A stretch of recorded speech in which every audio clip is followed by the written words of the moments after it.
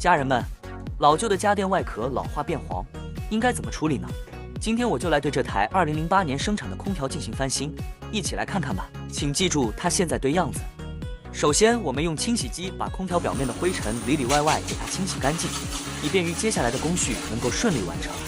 空调上的这些贴纸标签都要通通清除干净，不然影响翻新的整体效果。一台使用了10多年的空调，单纯依靠清水冲洗是远远不够的，不单是外表，连同藏污纳垢的蒸发器也要一并进行处理。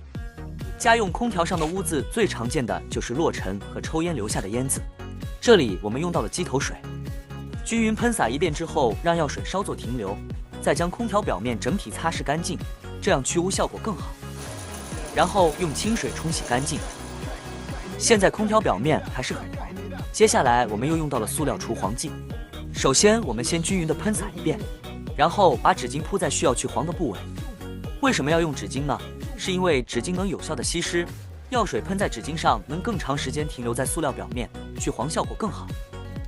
纸巾尽量铺满，纸张之间尽量不要留下缝隙。除黄剂具有一定的腐蚀性，操作时建议佩戴橡胶手套，像视频中这样子就可以了。接下来要用保鲜膜把空调整个包裹起来，这样是为了锁住水分，不要让药水那么快蒸发，从而影响去黄效果。注意覆膜的时候不要用力过大，以免使纸巾破损。通常气温越高，去黄效果更好，速度更快。所以我们有更好的条件把空调搬到太阳下进行暴晒2个小时，如在室内建议时间在12个小时以上。观察外壳发生了变化。2小时后，我们把机器搬回来，用剪刀把保鲜膜剪开。